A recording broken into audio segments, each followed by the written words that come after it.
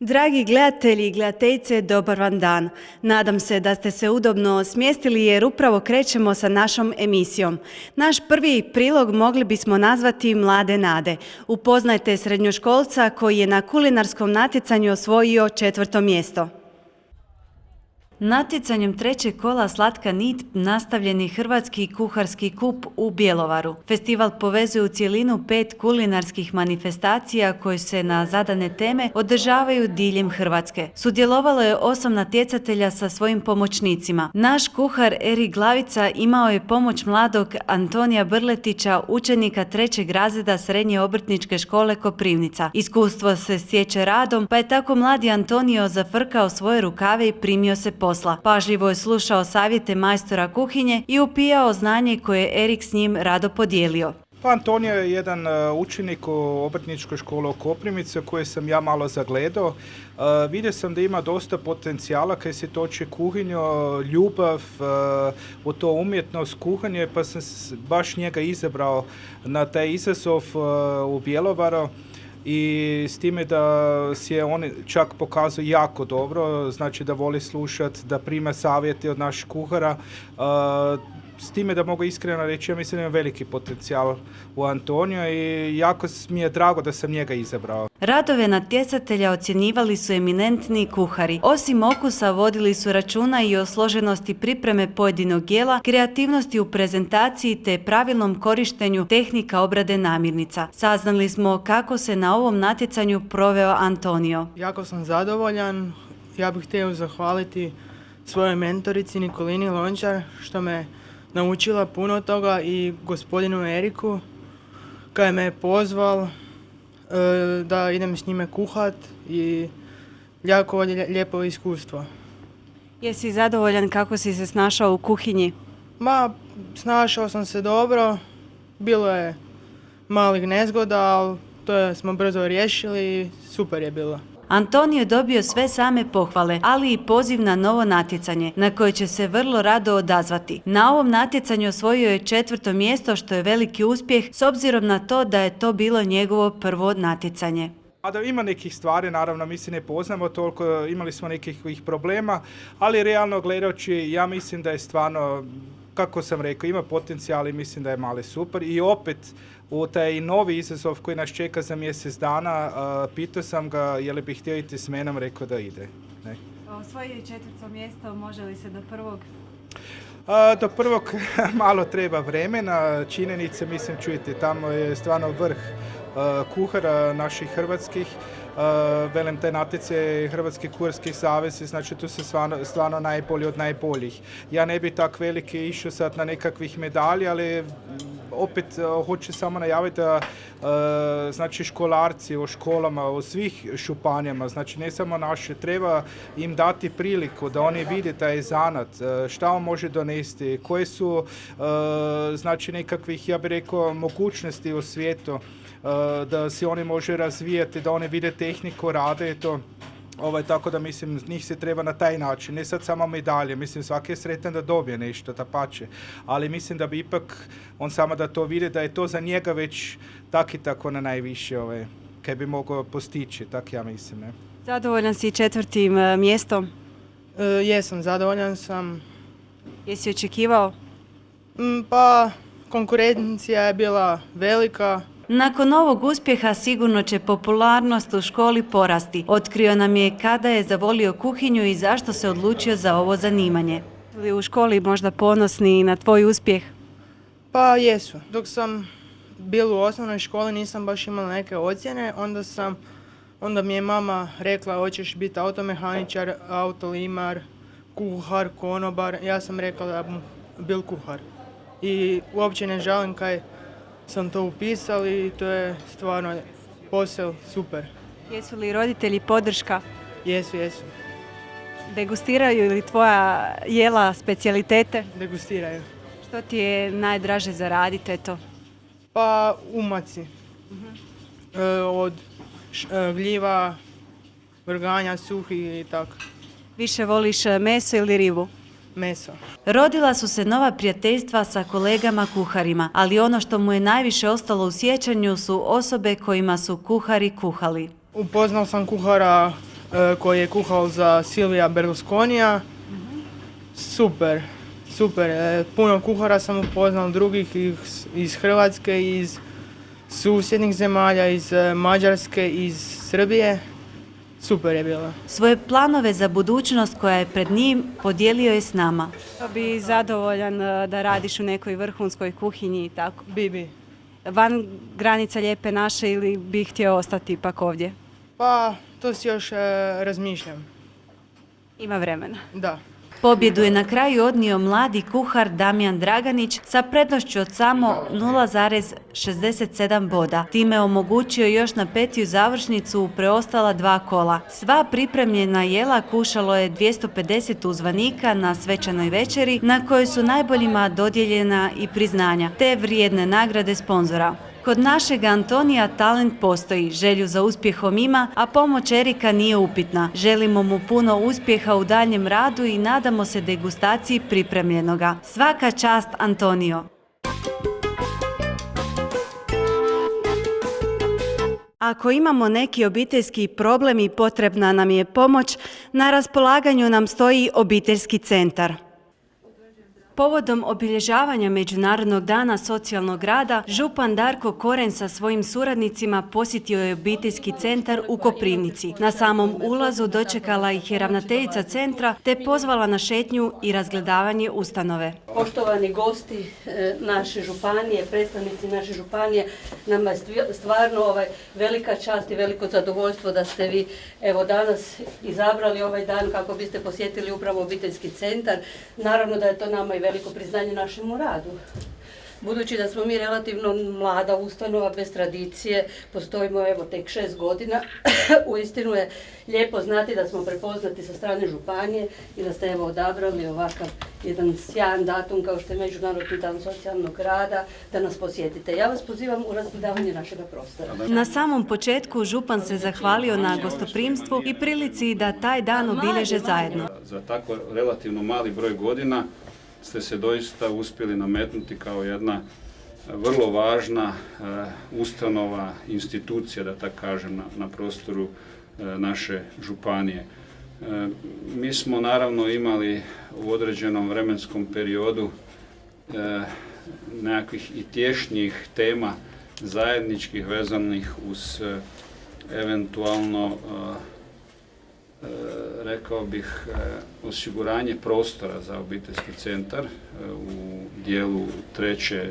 kata našeg Zavoda za javno zdravstvo i to smo prije 2 godine zapravo već i definirali i taj prostor uredili za tu namjenu, ali eto ispalo je drugačije, određene političke promjene su diktirale ovo rješenje ovdje, ali koliko vidim, evo, nije niti ovdje vama zapravo loše.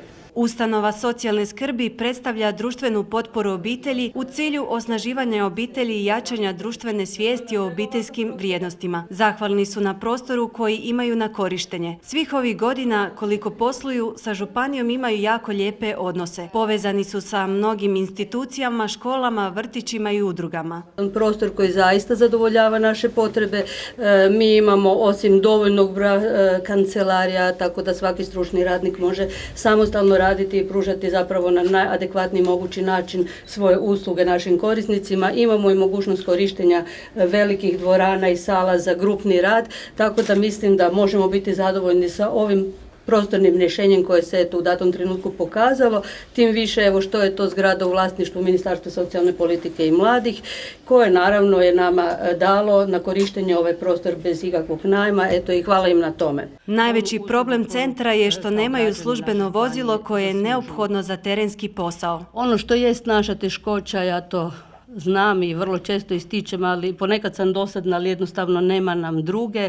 Nama jest problem to što do sada nismo uspjeli dobiti službeno vozilo, što je županija velika tako kako je velika i što mi da bismo išli na teren, a idemo svaki tjedan, barem na jedan teren, moramo koristiti svoje osobne automobile, da vam ne kažem da uz to naravno i ne možemo, baš nemamo mogućnost financijsku plaćati uvijek i to korištenje osobnih automobila na način kako je to predviđeno zakonom. Dakle, puno puta je to naša dobra volja, odnosno dobra volja svih stručnih radnica koje zapravo koriste svoja privatna vozila. Ja imam ideju. Sjajno. Da čujem tu ideju. Ja čuo sam da ti menjaš auto, da kupuješ novi, pa onda ovaj tvoj stari bi bil... Privatni onaj moj. Da, privatni. Može. A njima treba 4x4. Privatni, pa ne misliš valjda... Za brdsko-planinska područja, da. Znao sam da bi naše ideja župan- mogla biti u tom pravcu. A je, dobro. Da. Meni se sviđa zapravo svaka ideja koja ide u pravcu da mi Idem ja onda dobimo to riješiti. bilo kakvo. Odi ti po ključa doma. Da, to bi bila dobra ideja. Mislim da bi njima baš takav pasal auto. Ja. Ok, može i nešto slabije, kažem vam, nismo mi izbirljivi, Ajde, budemo samo da se on razmislili. kotura. Nećemo Da. sad davati neka velika obećanja, ali evo, vidjet ćemo. Gospodin Koren rekao je svoje mišljenje o stanju socijalne skrbi, čestitao djelatnicima na radu te pridružio im se na kavi i kolačima. Mi im želimo puno uspjeha u zajedničkoj suradnji te se nadamo da će zajedno pomoći u rješavanju socijalnih pitanja.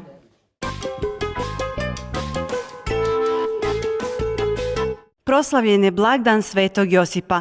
Naša kamera uputila se u Dom za starije i nemoćne.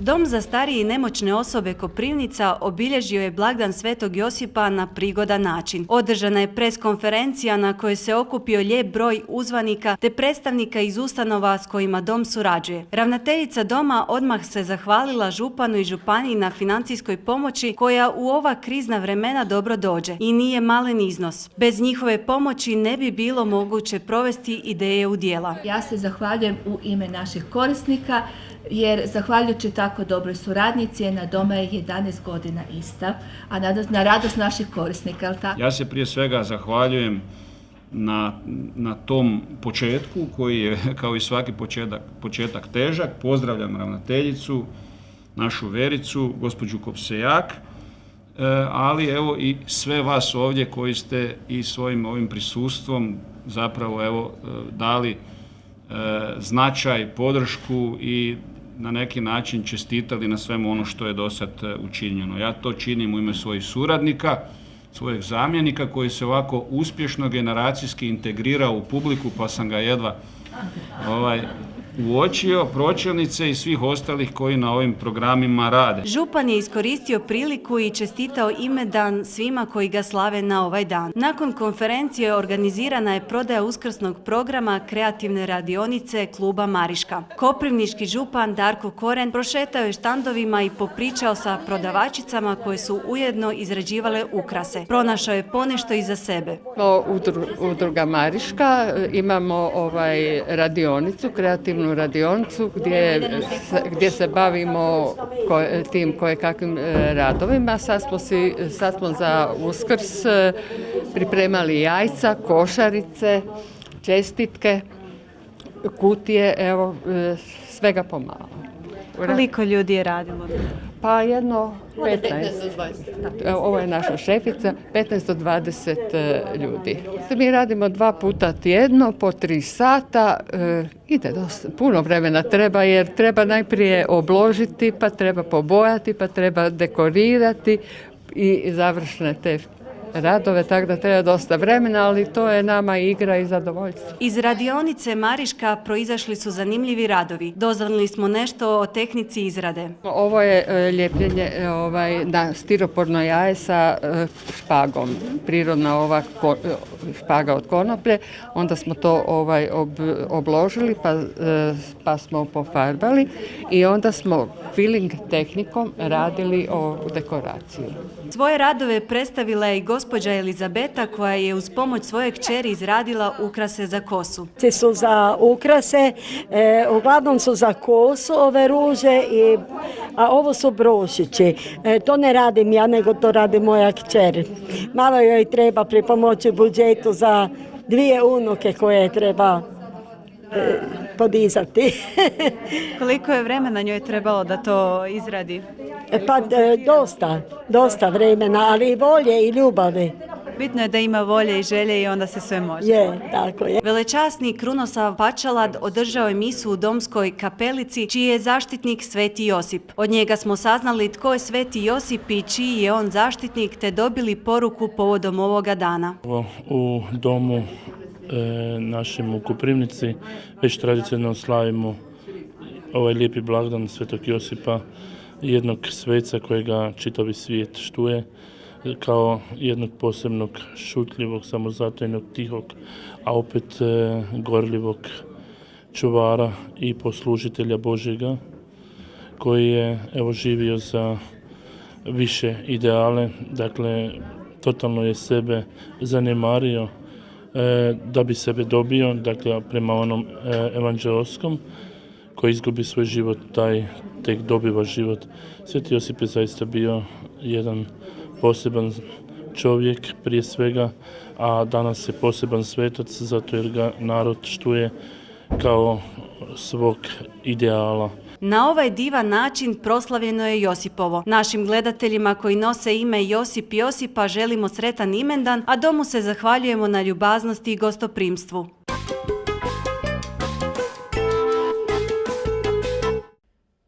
U prostorijama Koprivničke udruge obrtnika održan je sastanak sekcije dimnjačara. Iako ju čine svega 3 dimnjačara obrtnika te jedan vlasnik trgovačkog društva, sekcija dimnjačara je jedna od najstarijih i aktivnijih sekcija. Prema postojećim zakonskim propisima djeluju tako da im lokalna jedinica samouprave dodjeljuje koncesije. Koncesija se dodjeljuje ove godine, zbog čega treba unaprijed dogovoriti uvjete.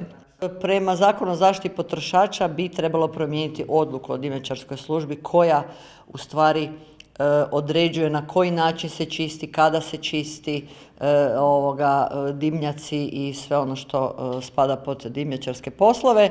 Tako da ćemo i taj dio dogovoriti, znači predložit ćemo gradu novu odluku o dimnjačarskoj službi. Sekcija koprivničkih dimnjačara na sastanku je upoznata s programom poticanja poduzetništva i obrta za 2013. godinu naziva Poduzetnički impuls. Tajnica udruženja obrtnika Koprivnica Jasmina Markota upoznala je obrtnike s programom bespovratnih sredstava društvima i obrtima koji su namijenjeni upravo tradicijskim i umjetničkim obrtima.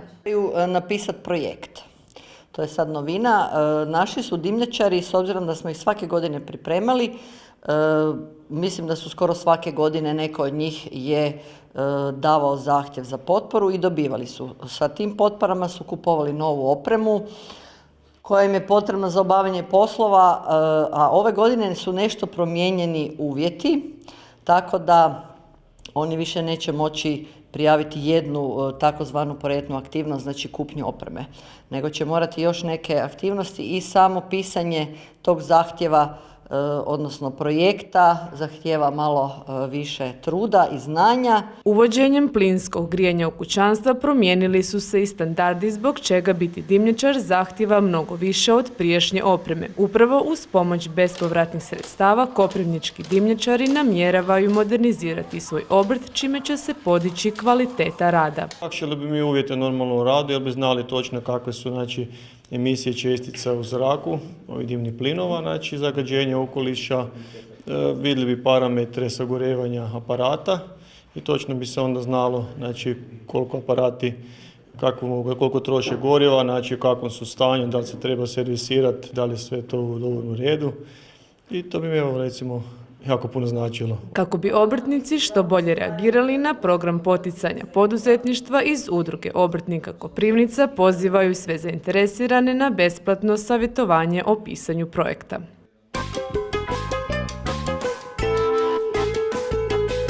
Najljepši osmijeh je svakako osmijeh djece. Posjetili smo dječji vrtić i uvjerili se da je to tako. Ovaj tjedan u dječjem vrtiću Tratinčica imali su pregršt događanja u kojima su sudjelovala naravno djeca. Njihove male ručice bacile su se na posao i krenule sa oslikavanjem ribica. Priupitali smo one najodvažnije majstore što točno rade i kako se pripremaju za blagdan koji nam uskoro dolazi. To ribice? Da. Ribice. Koju si boju uzela? Crvenu. Koliko ribica si do sad nacrtala? 6. Zašto to radite, jel znaš? Nisu rekle učiteljice zašto? Pa ne. Igramo se sa brodićima. A zašto? Ovako? Zato jer mi hoćemo se tako igrati. Mi se volimo igrati s Yu-Gi-Oh kartama. Hoćete nekoga pozdraviti? Mamu, tatu, baku? Da. Sve? Da. Koliko dugo već to radite? Pa 10 minuta. Danas ste krenuli ili je to jučer započeto? Danas. Pa onda ste vrijedni kada već toliko ima ribica. Šta ćete poslije raditi? Ne znam morskog kita. Maloga. Nešto više o samim događanjima ispričala nam je odgojateljica iz dječjeg vrtića Tratinčica Marija Sesvečan. To je ovo Koprivnički klimatski tjedan gdje stvarno jako puno aktivnosti sprovodimo. Čitav tjedan, čak i od prošlog tjedna. Danas smo evo igre vode, slikanje Drave, danas smo jutro imali jedan predivan igrokaz, scenski prikaz za našu djecu na temu vode, potok koji čuva male životinje. Sutra jedna naša starija skupina odlazi u šumu, saditi biljke, saditi stablo. Evo petak naše dvije skupine odlazimo na Pažut, rijeka Drava, rijeka Mura gdje se spajaju, tako da pokušavamo maksimalno senzibilizirati djecu za našu prirodu, kako čuvati vodu, kako čuvati životinje, kako čuvati naš planet koji nužno čuvati. Inače, igra je osnovna dječja aktivnost. Igra je, mi odgajatelji kažemo, igra je osnovna dječja aktivnost. Dakle, kao što je nama posao, tako i njima igra posao. I kroz igru ih uvodimo u taj svijet odrastanja, svijet odrasli, tako da oni to shvaćaju igra, ali jako puno stvari ostane u tim malim glavicama i što je jako, jako bitno da mi putem djece educiramo i uključujemo roditelje u sve te projekte. Razigrana djeca, čim su ugledala našu kameru, poželjela su nam svašta ispričati. Mi smo ih priupitali što su ovaj tjedan radili i kako su obilježili klimatski tjedan, ali neizbježne su bile želje i pozdravi. Evo što je naša kamera zabilježila. Pozdravljam mamu, tatu. Kako se mama zove? Željka. Tata? Jože. Mamu, tatu i sestru. Jeste se vi svi pripremili onda za Uskrs? Jesmo. Jeste? Znači bili ste vrijedni ovaj tjedan? Ja bratića pozdravljam. Brata, ne brata. Pozdravljam psa. Kako se pas zove? Lari. Ja. Pozdravljam Flekicu. To je pesek. Moj tata radi na šumariji i čuva šumu. Moj deda danas ide osigurat tle da ju ne struše. Cilj odgojno-obrazovnog rada je da ono što se radi u vrtiću nastavlja se doma. Jedino tako mogu se održavati rezultati i može se dobiti povratne informacije od doma. Roditelji u suradnji s dječjim vrtićem pružaju pomoć u njihovoj edukaciji te su uključeni u svaki projekt koji se provodi. Bez roditelja nikako, roditelji su nam glavni partneri, tako da roditelji, djeca, svi djelatnici koji su ovdje da se brinu o djeci, to je jedna neraskidiva veza svih nas. Na taj način djeca najbolje to sve prihvaćaju i uče. Nakon klimatskog tjedna, Dana očeva, bliži nam se Uskrs. Započinju pripreme. Samo da se nadovežem još uz taj Koprivnički klimatski tjedan, još nam je tu i Uskrs. Dakle, rade se pisanice, čestitke koje šaljemo, upućujemo roditeljima. Jučer su evo skupina jedna fenomenalne čestitke za tate, jer to je dan očeva, radili su pa su na svaku poličinu čestitke proslijedili poruku za roditelje. Dakle, povezali su dan očeva sa osvijestiti malo roditelje eko poruka kako špara struju, kako šparat vodu. Evo i to je jedan od predivnih primjera, a ima ih da ih sad ne bi nabrajala jako, jako puno. Koja ti je najdraža boja? Zelena. Zelena, znači bit će puno zelenih pisanica. Zmijac! Ide! Polmjeste u Ivon. Zahvaljujemo se svima koji su dali izjavu za našu emisiju i što su na ovaj način sudjelovali u njoj. Iako još nije stigao Uskrs, naši mališani poželjeli su čestitati našim gledateljima.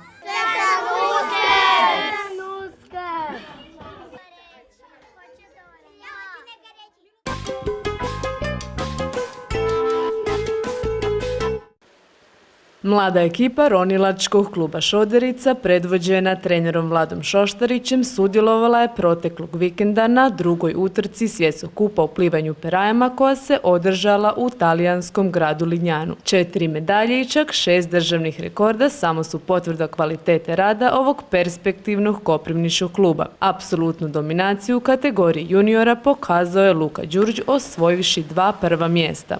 Bili smo prošli vikend u Lignanu na svjetskom kupu i na 50 i 100 metara sam osvojio zlato. Koliko vas je bilo u konkurenciji? 30.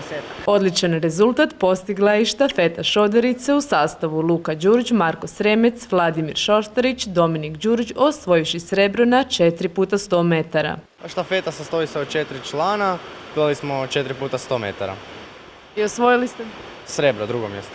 U štafeti imamo 3 seniorska rekorda sa našim klubom u štafetama. Iza svakog vrhunskog rezultata stoje brojna odricanja i teški treninzi, a ništa drugačije nije niti u ovom koprivničkom klubu. Kako ističu mlade nade ronilačkog kluba Šoderica, Luka i Dominik Đurić, za dobar rezultat ništa nije teško. Mi vježbamo samo u bazenu i u teretani. Radimo i suhe treninge i trčimo vani i tako.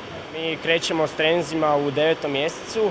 Onda radimo neku bazu, trčanje i suhi treningi, znači trčanje i vožnja bicikla i onda stvaramo bazu u bazenu, sastoje se treningi od 6 do 7 km dnevno i onda gradimo formu za najčešće 7. mjesec kad imamo glavna natjecanja, a to je ove godine Europsko prvenstvo u Poljskoj. Iako u klubu djeluju većinom muškarci, u ovom sportu ravnopravno mogu sudjelovati i pripadnice nježnijeg spola. One su isto ravnopravne kao i mi muškarci. U vašem klubu isto? Ima. Samo nama se jedna žena natječe. Za ekipu Šoderice slijedi kratka stanka od natjecateljskog razdoblja. To međutim ne znači i stanku u treninzima, baš naprotiv. Kako ističu u klubu, ekipa se dalje posvećuje napornom treningu. Sad se spremamo za 7. mjesec Poljsku u Europsko prvenstvo i to je cilj osvojiti medalju. Vjerojatno, cilj je zlato, ali vidjet ćemo.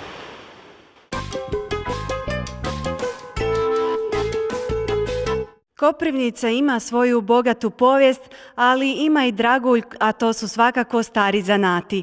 Doznajte iz našeg priloga koji su to. Grad Koprivnica i okolna mjesta iz ovog kraja nadaleko su poznati po svojim starim zanatima, koje pažljivo čuvaju od zaborava. Pronašli smo predsjednika udruge Stari zanati i doznali kada i kako je nastala udruga te koja su to sve zanimanja. Udruga Stari zanati Koprivnica osnovana je 1. travnja 2009. godine. Na inicijativu nas par obrtnika u to vrijeme koje smo prezentirali te neke stare tradicijske zanate po raznim obrtničkim sajmovima, da bi bilo dobro se udružiti, da je udruga ima neki cilj, a to je prezentacija tih samih zanata i jednostavno da se prikaže kako se to radilo nekada na taj tradicijski način. Trenutno sada udruga broji nekih 15-ak članova, imamo do 15-ak starih obrta koji se mogu prikazati na tradicijskim, znači, tim alatima, strojevima. I što je bitno, da sve te zanate prikazuju obrtnici, odnosno poduzetnici koji se bave isključivo tim zanimanjima.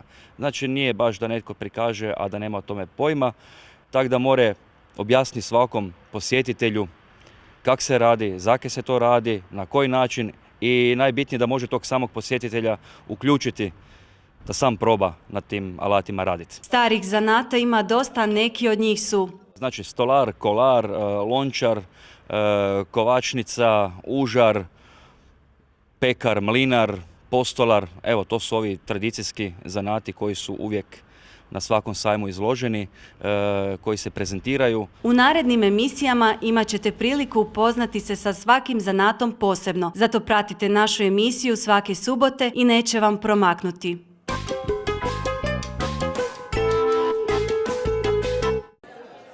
Prošlog tjedna u Županijskoj gospodarskoj komori održano je predavanje Hrvoja Petrića na temu Osmansko carstvo uoči za vrijeme i poslije vladavine sultana Sulejmana Veličanstvenog. Nakon nestanka Osmanskog carstva u vrijeme Kemal Paša Ataturka oni zapravo prekidaju sa tradicijom Osmanskog carstva, postoji sekularna republika, ima jedan sasvim drugi put na koji se sad zapravo ponovno vraćaju na tu tradiciju, koliko je važna osmanska tradicija i za modernu Tursku i za to novo njihovo pozicioniranje u istočnom Sredozemlju. Uvijek je dobro prisjetiti se povijesti i važno je da mlađa generacija zna neke osnovne podatke iz naše prošlosti. Bijelo-crvena polja Hrvatska, na dresu sjete me da ja volim te.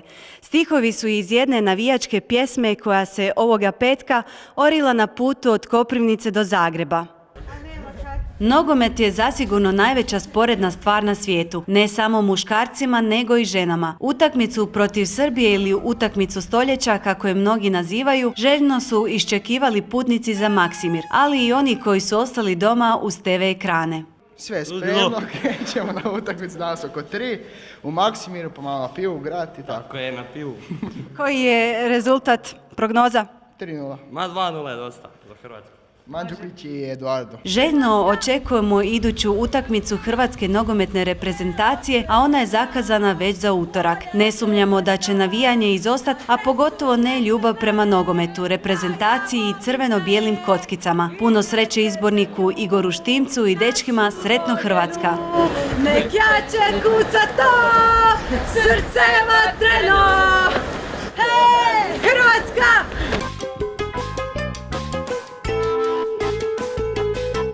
To bi bilo sve od nas. Držat ćemo kameru upaljenom i zabilježiti nove zanimljive trenutke. Do iduće subote, lijep pozdrav!